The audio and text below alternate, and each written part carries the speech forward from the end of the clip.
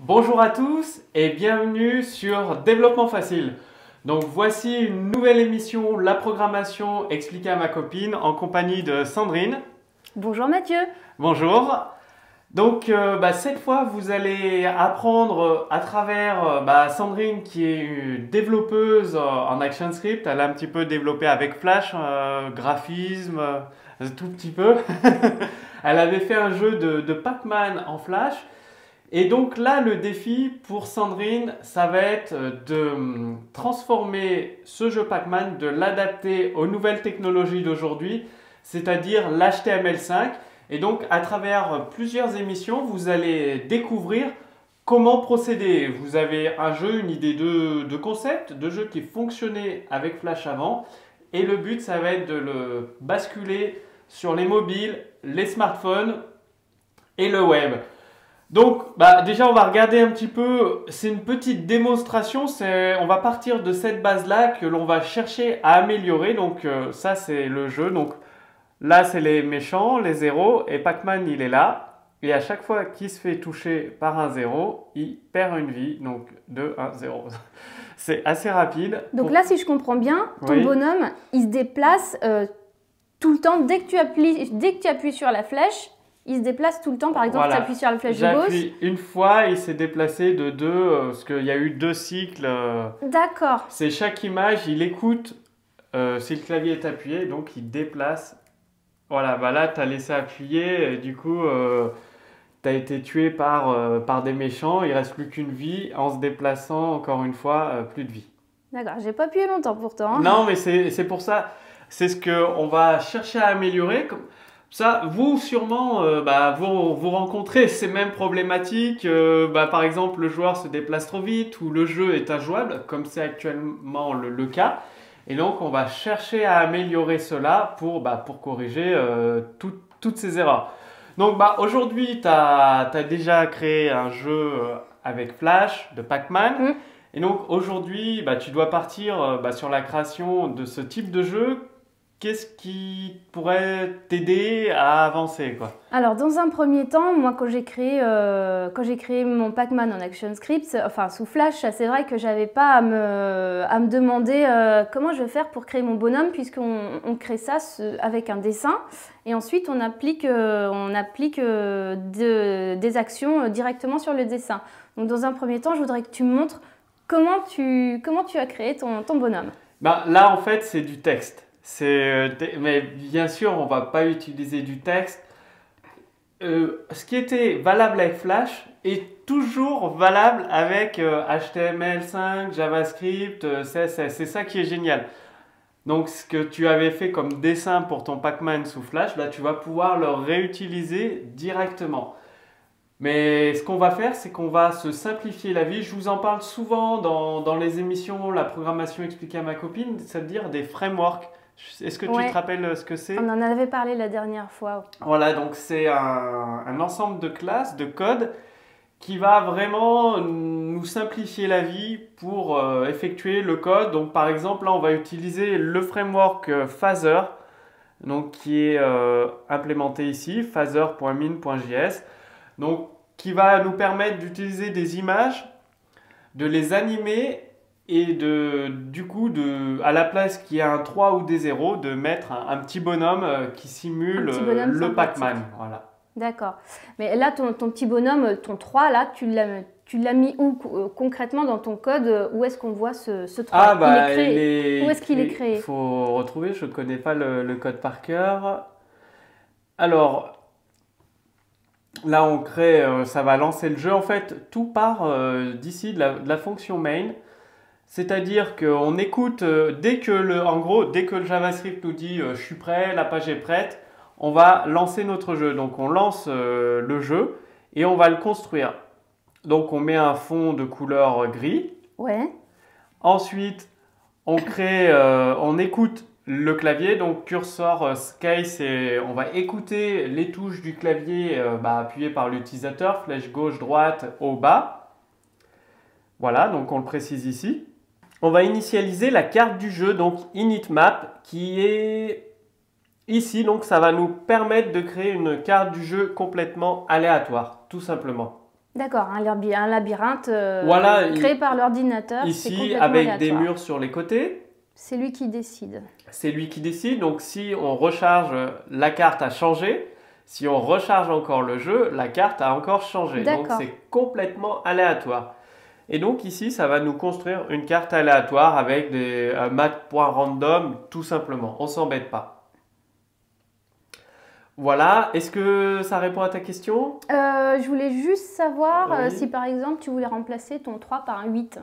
Enfin, Et oui, tu ah oui, donnes- le 3, oui. Voilà. Alors, HP, le nombre de vie du joueur, c'est .HP. Il a la propriété HP, ça permet justement de savoir combien de vie il reste au joueur actuellement. Donc, on lui donne une propriété, c'est un objet. Est-ce que tu sais ce que c'est que les objets? Vas-y, refais-moi En une... fait, un objet en rafraîchissement. programmation, si on prend un objet dans la vie réelle, un héros, il a des caractéristiques.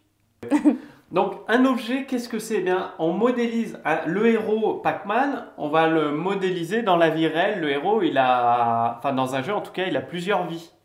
Et donc, quand il meurt, s'il a 3 vies, il faut qu'on sache combien de vies il lui reste. Ouais. Et une propriété, c'est ce qui est affecté à lui, c'est sa caractéristique. Sa caractéristique, c'est d'avoir 3 vies. Donc, quand il meurt, on décrémente sa propriété .hp, sa caractéristique, on lui enlève moins une vie, donc il en reste plus que 2. C'est ça un objet, en fait, ça représente quelque chose du jeu avec des caractéristiques qu'on appelle propriétés. D'accord. Donc, pour trouver où est défini son nombre de vies, dans la fonction init_actor, c'est-à-dire on initialise le héros, on définit ses propriétés. Donc, HP, c'est sa caractéristique, son nombre de vies, on l'initialise à 3. Si on lui dit il a 5 vies, par exemple, on sauvegarde et qu'on recharge le jeu, ça va afficher un 5. Et donc, ça affiche un 5, du coup, il a 5 vies. Bon, là, il est mort. Ouais. Mais ouais, en fait, ma question, c'était pas exactement ça. C'était où est-ce que tu lui donnes sa forme d'origine? Je veux dire, il n'y a rien qui existe. Au départ, Et on en crée fait, un bonhomme. là, sa forme, on prend du texte, en fait. D'accord, C'est juste du texte. Si je mettais 10, il aurait la forme d'un 10. Oh, mais c'est pas là que tu définis sa caractéristique Si. physique. Là, tu définis juste son nombre de vies. Oui, mais en fait, on s'en sert, vu que c'est un jeu très très simple, son nombre de vies, c'est son apparence à C'est l'écran. son apparence. Du coup, où est-ce que tu définis son apparence à l'écran? C'est ça ma question. Eh bien, c'est quand on le déplace, on l'affiche ici, quand on le dessine. D'accord. C'est dans la Bon, fonction voilà. draw actor.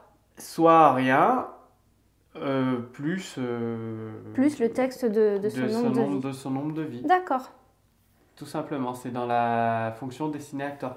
Donc après, évidemment, ce qu'on va faire, on va le remplacer, ce chiffre nombre de vies, par une image. Par une image, par exemple. Donc le héros qui sera, soit ce sera toujours de la même couleur le héros, soit on pourra jouer sur sa couleur, en fonction du nombre de vies restantes. D'accord.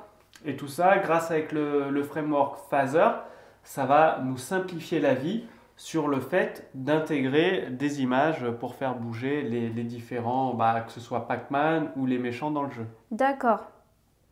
Donc, on a dessiné un acteur, on lui a donné des propriétés comme son nombre de vies. Voilà. On a un compteur pour décrémenter le nombre de vies. Oui. On a des méchants. Voilà, il y a des méchants. Et ces méchants, comment est-ce qu'ils se déplacent? Eh bien, en fait, pour le coup, comment ils se déplacent? À chaque fois, on écoute les événements du clavier. Je recherche, il y a une fonction qui écoute le clavier qui va effectuer le déplacement des différents éléments. Ça veut dire que les méchants se déplacent en fonction des actions du Pac-Man oui, que quand tu vas lui faire le faire. héros se déplace dans ce jeu, les méchants se déplacent. D'accord. Et donc, il y a une fonction en update qui est appelée à chaque image par seconde par le framework Phaser. Donc, si c'est la fin du jeu, on fait rien, s'il y a eu game over. Ouais. Sinon, on dessine les joueurs dans leur nouvelle position. Et là, en fonction, si le joueur appuie sur la touche bas, on déplace le joueur vers un endroit différent. Là, il appuie sur la touche gauche, on va le déplacer vers la gauche, le héros. Vers la touche droite, on déplace le héros plutôt vers la droite. vers la touche haute. Si le joueur appuie sur la flèche haute, on déplace le joueur vers le haut et vers le bas sur la touche bas. Et les méchants suivent ce mouvement aussi. Voilà, ils ont un mouvement aléatoire qui est déplacé également. Il n'est pas aléatoire leur mouvement à tes méchants. Non, pas semi-aléatoire. C'est-à-dire, le but, c'est qu'ils se rapprochent du héros. Donc, si on regarde, on appelle déjà Move Player Go. Donc, Move Player Go, ça va déplacer le joueur à une nouvelle position. Si on peut le bouger. Ensuite, ça va indiquer est-ce que le joueur se déplace vers la gauche, vers la droite, vers le haut ou vers le bas. Ensuite, si le joueur se déplace, eh bien on va le faire se déplacer. Donc on va appeler la fonction MoveTo pour justement effectuer le déplacement. Parce que move, ce qu'on avait fait au tout départ, ici, ça indique la direction du héros. C'est-à-dire le joueur a appuyé sur la touche haut, on va le déplacer vers le haut. Et là, on va réellement le déplacer. Donc, hop, move to, la fonction move to, ça va effectuer le déplacement d'un joueur là où il peut. On teste tout un tas de paramètres. Savoir s'il n'est pas dans un mur. Voilà, s'il n'est pas dans un mur. S'il y a un ennemi, on lui décrémente une vie. Si tous les ennemis sont morts, il a gagné. Sinon, on déplace le joueur. S'il touche un ennemi, on le décrémente. On lui enlève une vie. Et ensuite, le move ennemi. Donc ça, c'est appelé par... Donc ça, c'est quand on déplace les ennemis. C'est appelé... Après, on déplace le joueur. Et après, on va déplacer chaque ennemi. En boucle, puisqu'il y en a plusieurs. Donc en boucle, on va les déplacer un par un. Et qu'est-ce qui se passe ? Il suffit de regarder la fonction de déplacement des ennemis. Ils ont tous plusieurs directions, donc gauche, droite, haut, bas. Et ensuite, suivant des calculs mathématiques, donc on met un petit peu de random, c'est-à-dire d'aléatoire, pour effectuer le déplacement de l'ennemi. Et le but, c'est qu'il se déplace dans la même direction du joueur. Vers la gauche, si le héros se déplace vers la gauche, vers la droite, si le héros se déplace vers la droite. Par contre, si le héros n'a plus de vie, il y a un game over qui se met en place. Le jeu est terminé en fait, tout simplement. Moi, c'est vrai que la fonction random, je ne l'avais pas utilisée parce que j'avais mis mon Pac-Man en bas à droite. Ouais. J'avais un seul ennemi qui était en haut à gauche. Et en fait, il cherchait le Pac-Man, il cherchait à s'en rapprocher. Et du coup, s'il savait que j'avais des conditions, if Pac-Man est en dessous de toi, alors descendre. Ah oui, d'accord. Voilà, donc j'avais pas de random en fait. C'était un peu plus simple du coup, parce que là, avec la fonction random, ils ont tendance à tous se rapprocher. Ouais, voilà, et moi j'en avais qu'un, donc... Vers le héros, et finalement, à un moment ou à un autre, là... Ils finissent par le toucher. Ils finissent par le toucher parce qu'ils sont très nombreux. Oui, moi j'avais fait un truc qui était vraiment basique, très simple. Mais il faut toujours commencer par les choses simples. Donc dans la prochaine émission, la programmation expliquée à ma copine, on va voir la suite. Donc là, on a vu comment affecter des vies à un héros, à Pac-Man, donc la notion d'objet, la notion de le déplacement en appuyant sur la touche du clavier, en écoutant quand le joueur appuie sur les flèches directionnelles du clavier, ça permet de déplacer le joueur. Le fait d'utiliser des images, un framework. Donc dans le prochain cours, on va continuer à avancer, à découvrir la création de ce jeu Pac-Man. En attendant, si vous voulez recevoir des cours, des vidéos gratuites pour apprendre à créer des jeux sur mobile, sur tablette, sur le web, renseignez simplement sous cette vidéo votre prénom et votre adresse mail. Ou alors cliquez sur le lien juste au-dessus de nous. Donc c'est un lien cliquable, ça va vous renvoyer vers une deuxième vidéo. Et dans cette deuxième vidéo, vous allez découvrir comment l'équipe Développement Facile peut vous accompagner dans la création de vos jeux, de vos applications sur le web, sur les tablettes, sur les mobiles, comment développer des applications performantes 2 à 3 fois plus rapidement, avec une équipe d'experts en développement à vos côtés pour vous aider à résoudre les problèmes de développement auxquels vous devez faire face. Donc cliquez simplement sur le lien au-dessus de moi ou renseignez votre prénom et votre adresse mail pour recevoir les cours gratuits. Je vous dis à très bientôt avec Sandrine dans la prochaine émission, la programmation expliquée à ma copine. Si tu as un petit mot de la fin pour motiver les développeurs qui nous regardent, les développeurs qui nous regardent. Eh ben, soyez sages et programmez bien. À bientôt. À bientôt.